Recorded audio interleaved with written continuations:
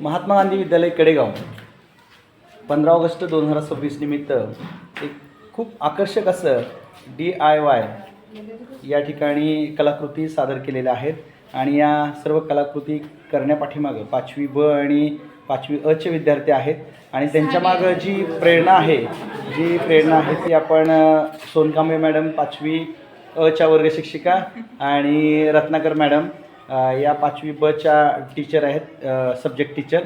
तर आपण यांच्याकडून जाणून घेऊ की या संदर्भात त्यांची काय कल्पना होती आणि कशा पद्धतीनं त्यांनी हे सर्व केलं आणि अतिशय सुंदर अशी कलाकृती सर्व विद्यालयाला पाहायला आपल्याला मिळालेली आहे. रत्नाकर मॅडम, आपण काय सांगाल या सर्व ह्याच्याविषयी?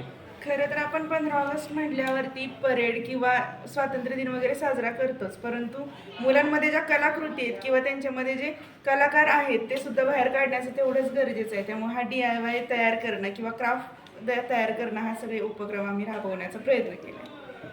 धन्यवाद मॅडम. यानंतर सोनकांबळे मॅडमना आपण विचारू की कशा पद्धतीनं तयारी करून घेतली विद्यार्थ्यांची? स्वातंत्र्य दिनाचं औचित्य साधून आम्ही हे आमच्या डोक्यात एकदम कल्पना सुचली आम्हाला की मुलांकडून काहीतरी करून घ्यायला पाहिजे. त्यासाठी आम्ही मग DIY करून घ्यायचं ठरवलं. स्वातंत्र्य दिनानिमित्त हे सगळं त्यांनी तयार केलं स्वतःच मुलांनी. वेळोवेळी आम्ही मार्गदर्शन केलं त्यांनी आणि मुलांनी फार उत्स्फूर्तपणे याला प्रतिसाद दिला आणि इतक्या सुंदर प्रतिकृती तयार होतील हे आम्हाला पण वाटलं नव्हतं, पण खरंच मुलांमधले कलागुण याच्यातून दिसून येतात.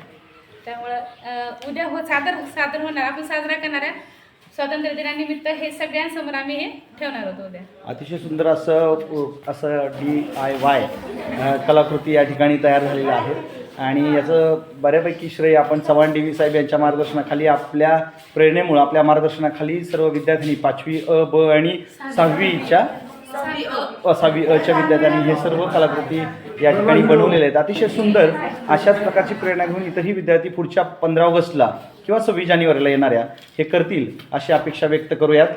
शेवटी विद्यार्थ्यांसाठी काय सांगाल मॅडम? रत्नाकर मॅडम. काही नाही, त्यांच्यातलं जसं शिक्षण घेत आहेत तसंच या बाकीच्या कलाकृतींमध्ये आपण जास्त लक्ष दिलं पाहिजे किंवा आपल्याचा जो कलाकार आहे त्या सर्वांगीण विकास जो म्हणतात तो विद्यार्थ्यांचा झाला पाहिजे. त्यामुळं सगळ्याच बाबींचा त्याच्यामध्ये समावेश झाला पाहिजे. ओके, ठीक आहे. आपण या निमित्तानं आपण काय विद्यार्थ्यांना संदेश द्याल?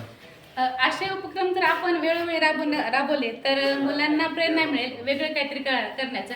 नाहीतर असं काय होतं माहिती आहे का, मुलांना वाटतं की याला कोणी जास्त महत्त्व देत नाही म्हणून या जे सुप्त गुण आहेत त्यांचे ते आताच राहून जातात आणि त्यामुळं मग हे असे उपक्रम घेतल्यानंतर त्यांच्यातले गुण बाहेर यायला लागतात आणि त्यांना एक प्रेरणा मिळते की काहीतरी वेगळं करण्याची.